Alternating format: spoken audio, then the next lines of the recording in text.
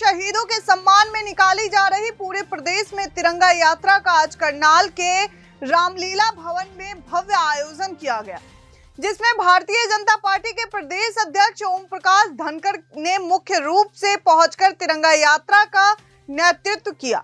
इस अवसर पर प्रदेश अध्यक्ष ओम प्रकाश धनखड़ ने मीडिया को संबोधित करते हुए बताया कि यह तिरंगा शहीदों के सम्मान में निकाली जा रही, क्योंकि 75 साल पहले देश की आजादी के लिए जो कीमत शहीदों द्वारा चुकाई गई, उनको याद करने के लिए तिरंगा यात्रा निकाली जा रही। उन्होंने कहा, भारत का विभाजन जब हुआ उस समय 10 लाख के करीब भारतीय मरे थे, 1 लाख के करीब बेघर हुए और कहा जाता है कि जो आजादी मिली वह विभाजन की शर्त पर मिली थी। जो दर्द देश की जनता ने सहा है और जो शहादत हमारे शहीदों ने दी है, उसको याद करने के लिए तिरंगा यात्रा निकाली जा रही है।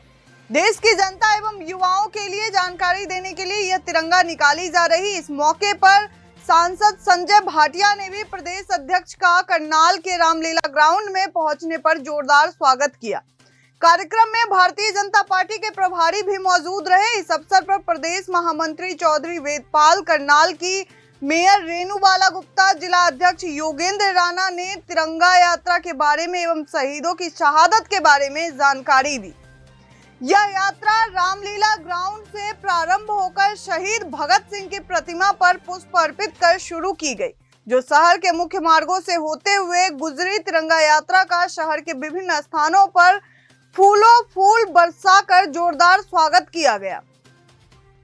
प्रदेश अध्यक्ष ओम प्रकाश धनखड़ ने बताया कि कार्यक्रम में नेतृत्व करने के लिए हरियाणा के यशस्वी मुख्यमंत्री मनोहर लाल खट्टर ने पहुंचना था, परंतु उनके भाई के अचानक निधन के चलते वह इस यात्रा में नहीं पहुंच पाए, परंतु कार्यकर्ताओं में भारी जोश दिखाई दे रहा।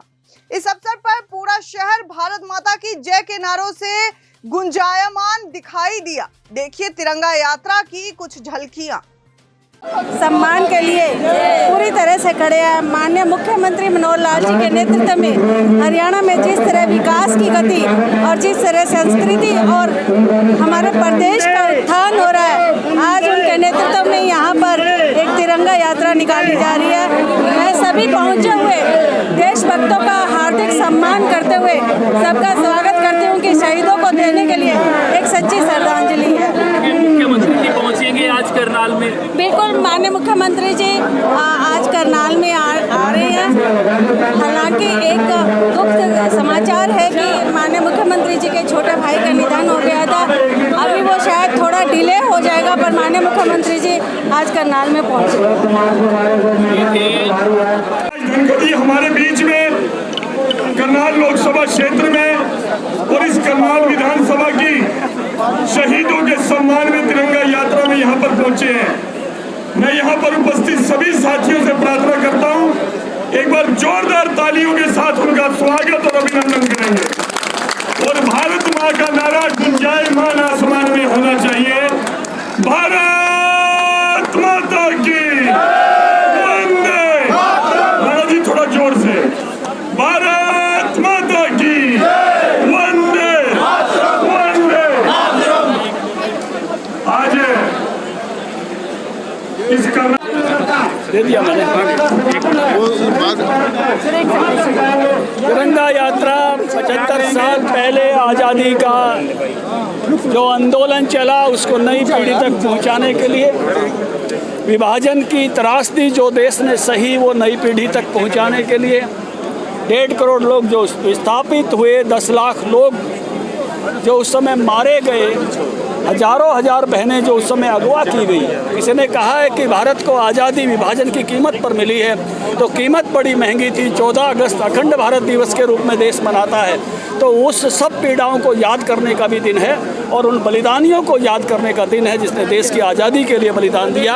आज ये तिरंगा यात्रा लोकप्रिय मुख्यमंत्री मनोहर लाल जी के क्षेत्र में है और वो हरियाणा के लिए बहुत अच्छा गुड गवर्नेंस का काम कर रहे हैं।